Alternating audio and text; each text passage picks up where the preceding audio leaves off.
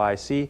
The most terrifying moment in any relationship isn't the explosive argument, the shattered plates, or the venomous accusations. Those things actually show that someone still cares enough to fight. The real horror begins with a quiet, hollow click, the sound of an empath finally switching off. It's the silence that follows when a person who once felt everything for you suddenly feels absolutely nothing. Stay with me, because what happens in this shift rewrites every rule of emotional power you've ever known.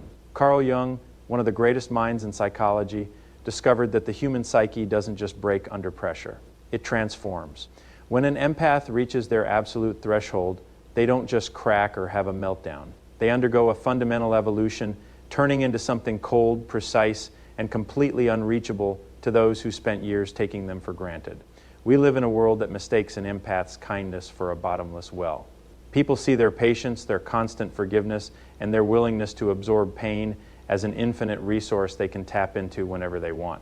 But they couldn't be more wrong. Jung's research into psychological compensati, IC, on proves that the mind demands balance. If you force an empath to suppress their own needs, their boundaries, and their anger for too long, those feelings don't just evaporate into thin air. Instead, they ferment beneath the surface until they hit a critical mass. This is where the danger lies. When that pressure becomes too much, the psyche protects itself by flipping entirely. Jung called this phenomenon enantiodromia, the point where a force becomes its own opposite. Think of it like a rubber band that has been stretched to its absolute limit. It doesn't just stay stretched, it snaps back with a force that is equal to all the tension it held.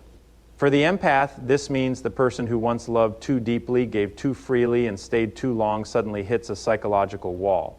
In that moment, the caring doesn't just fade, it disappears. This shift isn't a slow, gradual decline where you can negotiate or apologize your way back into their heart. It is a total, instantaneous, and absolute shutdown of the emotional connection. This is the silent shift that catches people off guard. 1 minute, the empath is your biggest supporter, the person who validates your feelings and carries. Eat your burdens as if they were their own. You've grown used to them being the safe harbor you can always return to after you've mistreated them. But the next minute, you are a ghost to them. You can cry, you can plead, and you can promise to change, but the quote receiver in them has been dismantled. Because they spent so much energy being all in, when they decide to be all out, there is no middle ground left. They aren't acting out of spite or trying to hurt you. They have simply moved into a state of psychological survival where you no longer exist as a priority. You haven't just lost their love, you've lost their recognition of you as a person they need to care for. And that is a void you can never fill again. The breakthrough of the shadow is the moment the internal architect of the empath finally decides to stop building bridges for people who only want to burn them. For years, empaths exist in a state of grueling, unpaid emotional labor. They don't just walk into a room, they absorb it. They pick up on the hidden tension, the unspoken sadness, and the simmering anger of everyone around them like a high-powered emotional sponge. This isn't just a personality trait, it's a full-time job that drains their battery to zero every single day. They operate under the beautiful yet dangerous delusion that if they just care enough, listen long enough, or absorb enough pain, they can heal the broken people in their lives. But this path doesn't lead to a miracle, it leads straight to self-destruction. When the empath finally hits that wall, the world expects a breakdown. People expect them to cry, to collapse, or to beg for help. But what actually happens is far more powerful. It's a breakthrough. Carl Jung realized that when an empath finally stops caring in the traditional sense, they aren't actually becoming cold or heartless. They are finally becoming whole. Up until this point, the empath has lived a fragmented life, pushing away any part of themselves that felt mean, selfish, or guarded. They spent their entire existence repressing their shadow, that darker, protective side of the psyche that every human needs to survive. The breakthrough happens when the empath stops running from their shadow and finally shakes its hand. Integrating the shadow is like finally installing a high-tech security system in a house that's been left wide open for, I see, years. This is the part of the soul that instinctively knows how to say a firm, unapologetic no. It is the part that can spot an emotional vampire, those people who feed on your light without ever giving back from a mile away. The shadow understands a hard truth that the polite empath was too afraid to face. Not everyone deserves a seat at your table, and not everyone is entitled to the gold inside your heart. By embracing this darker side, the empath isn't turning into a villain. They are simply becoming a person with a spine. They are learning that being good does not mean being a doormat. This transition is the core of what Jung called individuation, the process of becoming who you were actually meant to be. In this stage, there comes a fork in the road where you must make a radical choice. You either choose the world or you choose yourself. For the empath, this choice feels like the ultimate betrayal. They have been conditioned by society, family, and toxic partners to believe that putting their own needs first is the definition of selfish. They've been taught that their only value lies in how much they can endure for others. But Jung exposed the lie in this logic. He argued, I tell that self-abandonment, denying your own needs to keep others happy, is actually the greatest act of violence you can commit against your own psyche. It is a slow-motion suicide of the soul. When an empath finally stops this cycle of internal violence, a miraculous shift occurs. They don't lose their ability to feel deeply, and they don't lose their compassion. Instead, they gain something they've never had before, ironclad boundaries. They stop being a sponge and start being a filter. They trade that infinite patience, which was really just a lack of self-respect, for what Jung terms psychological sovereignty. This means they are finally the rulers of their own internal kingdom. They no longer ask for permission to protect their peace. They don't negotiate with people who drain them. They have finally realized that their energy is a currency, and they are no longer handing it out for free to people who don't know its value. The shift into psychological immunity is the moment the fog finally clears, and it happens with the quiet precision of a key turning in a lock. For years, the empath has been pouring their life force, their time, and their sanity into a bottomless well, hoping that one day the water would finally rise. They've been exhausted, drained, and desperate. But then, in a single unceremonious instant of clarity, they just stop. There is no grand explosion, no screaming match, and no dramatic exit. It is a silent, internal no that changes the molecular structure of the relationship. They simply refuse to participate in their own diminishment any longer. They realize that the well isn't just empty, it's broken, and no amount of pouring will ever fix it. This is exactly where the situation becomes chilling for the manipulator.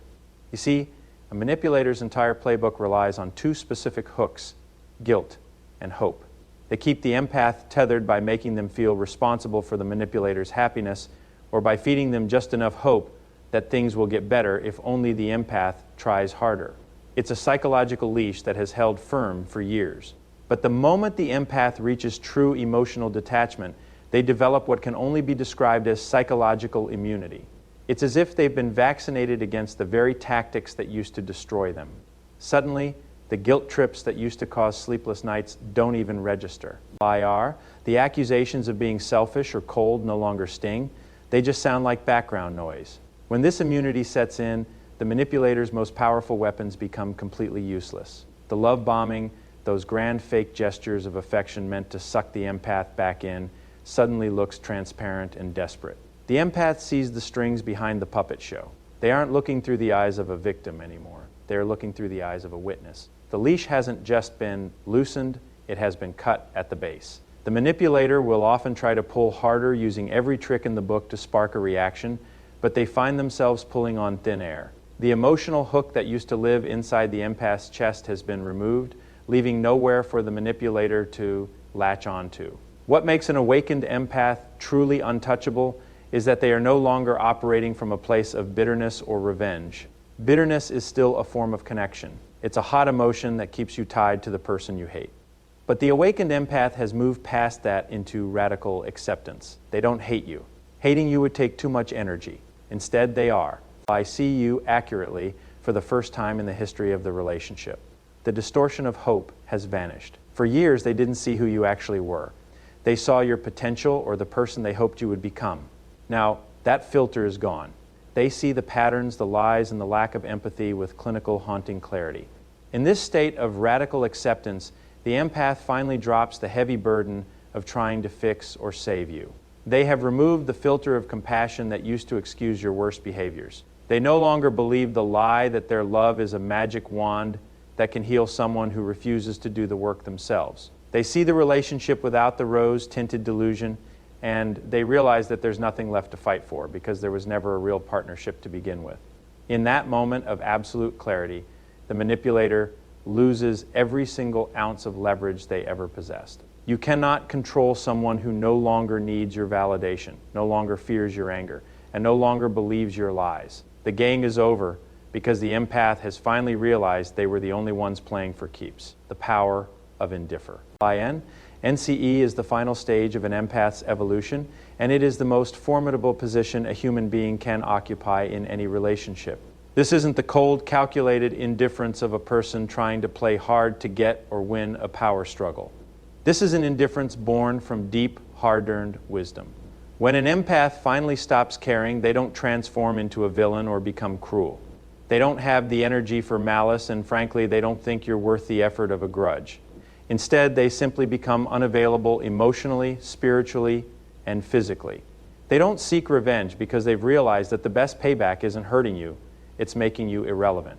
They simply disappear from the equation of your life, leaving a void that no amount of noise can fill. In this state, the empath undergoes a massive behavioral shift that leaves the other person spinning. They stop explaining themselves. They stop defending their reality.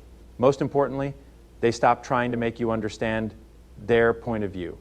For years, they may have begged for your empathy, crafted long messages to explain their hurt, or stayed up until 3 a.m. trying to fix a misunderstanding. By standing. But now, silence. They have reached what Jung called psychological completion. This is the point where their internal world has become so solid and so self-contained that their sense of worth no longer requires even a single shred of your validation. They don't need you to agree with them. They don't need you to see their side. And they certainly don't need your permission to be done. This is the exact moment an empath becomes truly dangerous. People often think dangerous means someone who will lash out or cause a scene.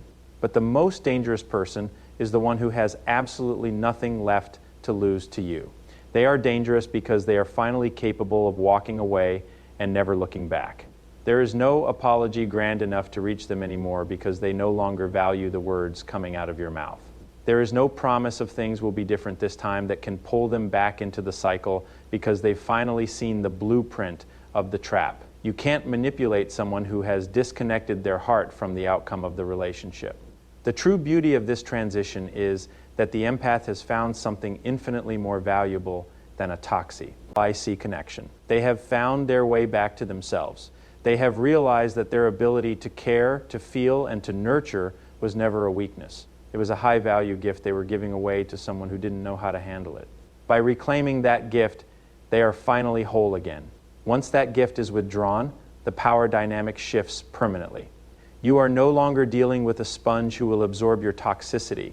You are dealing with a sovereign force that you can no longer influence, move, or control. They have returned home to who they always were before the world convinced them that suffering was the price of love. When an empath is done, they aren't just leaving you. They are arriving at their own doorstep, and they are locking the door behind them. Ultimately, the withdrawal of an empath's care is the loudest silence you will ever hear. It marks the moment they realize that their light is too bright to be wasted on someone who only wants to dim it. They have traded the exhausting cycle of saving others for the liberating truth of saving themselves. Their departure isn't an act of war. It is an act of self-preservation. They aren't walking away to hurt you. I see. They are walking away because you no longer have the power to hurt them. This is the ultimate transformation, the day the emotional sponge becomes an unbreakable wall.